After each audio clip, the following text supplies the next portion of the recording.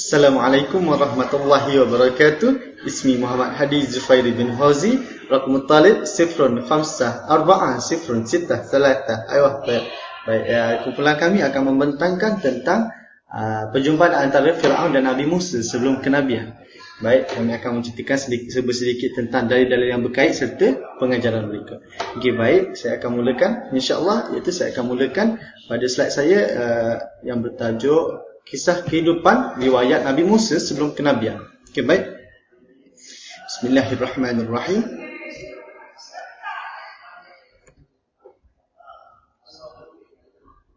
Okey.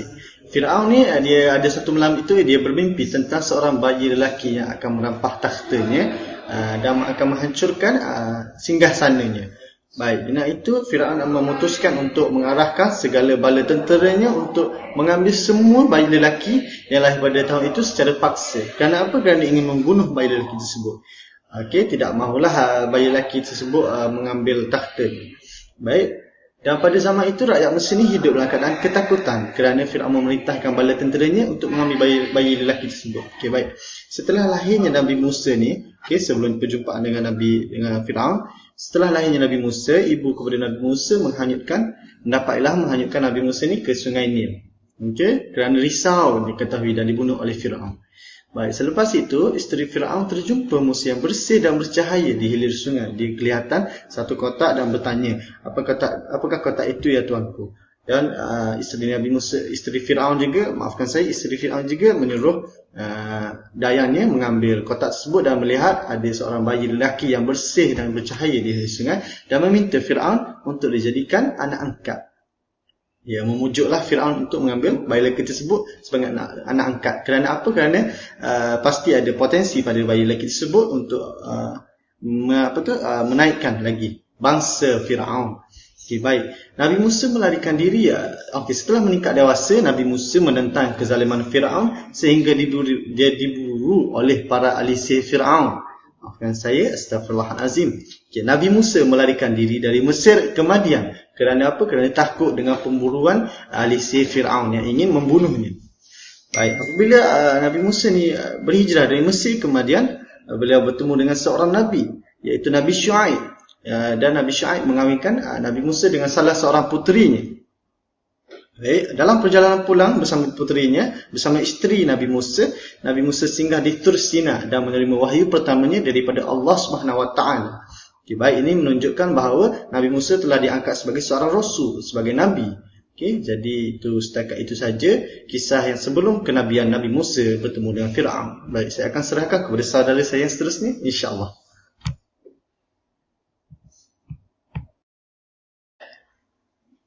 Bismillahirrahmanirrahim. Ismi Muhammad Ikram bin Mazdi. Raqmul Metrik 05 Sani 161. InsyaAllah Ana akan menyambung pembentangan daripada sahabat anak-adik. Jadi untuk seterusnya ialah poin antara dalil-dalil yang berkait. Antaranya di dalam surah An-Nazi'at ayat 24 yang mana ayat ia berbunyi, A'udzubillahi minasyaitonirrajim. Faqala ana rabbukumul a'la. Yang bermaksud seraya berkata, aku Tuhanmu yang paling tinggi. Yang seterusnya di dalam surah Al-Qasas ayat 4 yang berbunyi, A'udzubillahi minasyaitonirrajim. Inna fir'auna 'ala fil ardi wa ja'ala ahlaha syi'an yastad'ifu ta'ifatan minhum yuzabihu abna'ahum wa yastahyi nisa'ahum innahu kana minal mufsidin. Sadaqallahul azim. Yang mana maksud dia, Allah Subhanahu wa taala berfirman, sungguh Fir'aun telah berbuat sewenang-wenangnya di bumi dan menjadikan penduduknya berpecah belah. Dia menindas segolongan dari mereka, yakni daripada Bani Israel. Dia menyembelih anak laki-laki mereka dan membiarkan mereka hidup anak perempuan mereka. Sungguh dia, yakni Fir'aun, termasuk orang yang berbuat kerosakan. Seterusnya surah Al-Qasas juga ayat yang ke-32.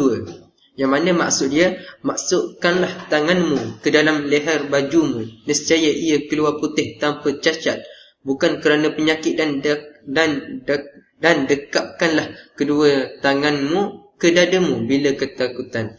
Maka yang demikian itu adalah dua mukjizat dari Tuhanmu yang akan kamu hadapkan kepada Fir'aun dan pembesar-pembesarnya. Sesungguhnya mereka adalah orang-orang yang fasik. Dalil yang seterusnya, yakni di dalam surah Taha ayat yang ke-24, yang bermaksud pergilah kepada Fir'aun, sesungguhnya ia telah melampaui batas. Jadi untuk penerangan